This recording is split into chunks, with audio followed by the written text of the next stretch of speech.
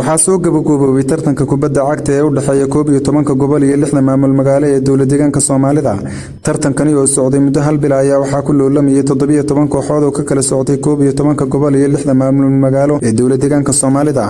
Waxaana ku guuleystay koobka sanadkan maamulka magaalada Jigjiga iyadoo ayna kula tartamayeen xulka gobolka Jarar. Ciyaartan ayaana ahayd ciyaartii ugu xiisaha badnayd waxaana soo bandhigtay koox waliba ciyaar qurux badan. Ciyaarta ayaana ku soo dhamaatay barbare 2-2 ah, balse ugu dambeyntii waxay noqotay in gool kulaag la sameeyo sidaas oo ay guushu ku raacday xulka maamulka magaalada Jigjiga oo ay tahay markii ugu horeysay ee qaadan koobka gobolada. Waxaana ka soo qayb galay koobka sanadka madaxweynaha dowladda deegaanka Soomaalida Mustafa Maxamed Umar, mas'uuliyiin heer deegaan iyo marti ka socotay Somaliland iyo sidoo kale taageerayaal tiro badan. Madaxweynaha dowladda deegaanka Soomaalida ayaana abaal mariyay qaar ka mid ah kooxihii u tartamayay kubadda cagta ee dowladda deegaanka Soomaalida. Waxaana ugu horeyntii ka hadlay madaxa xafiiska dhalinyarada iyo ciyaaraha ee dowladda deegaanka Soomaalida Umar Siyaad.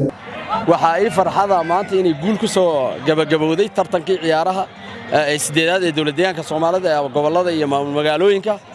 tartankaas oo ahaa tartan ka xamaasad badan tartanadii hore, qaabkan uu soo agaasinay uu ka duwaneed qaabashii hore oo waxa weeyaan heerka ciyaaruhu ay ka soo bilaabmeen hoos bay ahayd, tuulooyinkii qabalayada degmooyin heer gobol ilaa tan aan maanta soo gaarnay. taas waxay kaga duwaneed ciyaarihii hore. talabaadna waxay ahayd barnaamij si toos ah loo daawado live oo markii ugu horeysay deegaanka aan ka hirgelinay oo annagana guul weyn haddaan xafiiska dhalinyarada ciyaaraha noo ahayd. saddexaad systemka live-ka oo la socday systemka maaragtay VAR ama waxa weeyaan kaaliyaha garsooraha oo dalka hadda ka hor aan marnaba hawsha laga isticmaalin.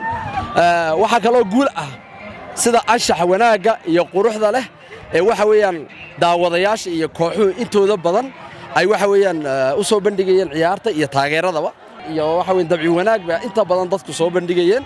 taasina waxay ahayd mid ay kaga duwan tahay muddada uu socday si guud markaan eegno waxa uu socday muddo dhan waa 22 bari 28 bari 29 bari meelahaas. guushuna waxay ku raacday qoladii martida loo ahaa ee magaalada Jigjiga oo ahayd markii ugu horeysay waxa weeyaan ay magaalo qaado iyo markii ugu horeysay magaalada Jigjiga ay si guud ah qaado. annagana farxad bay noo ahayd.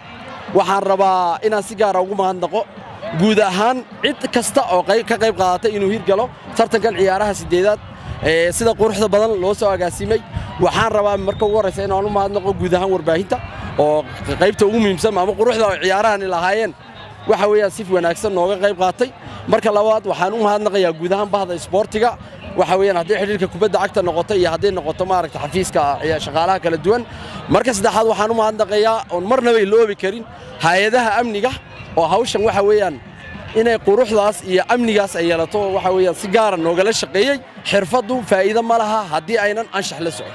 marka anshaxu waa muhiim in anshax wanaag la soo bandhigo. waxaan meesha nala joogay wasiirka dhalinyarada ciyaaraha Somaliland, waxaan nala joogay madaxweynaha xiriirka kubadda cagta ee dalka, waxaan nala joogay waxa weeyaan coachkii maaragtay da'yarta Ethiopia oo aan u keenay inaan dhalinyaradeeda ka iibino ama ay ka xushaan dhalinyarada ugu ciyaarta fiicnaa iyadoo ay jirto waxa weeyaan xubno laga xushay.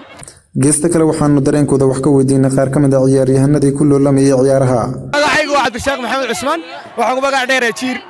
maanta wallahi aad iyo aad u faraxsanahay ciyaartoydii ku guuleystay tartankii gobolada kula guuleystay maamulka magaalada Jigjiga.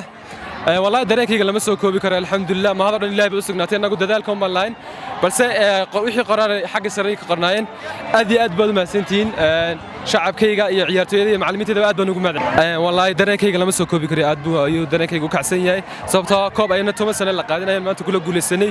Ayaal Cabdiraxmaan Xaashi 5TV Jigjiga.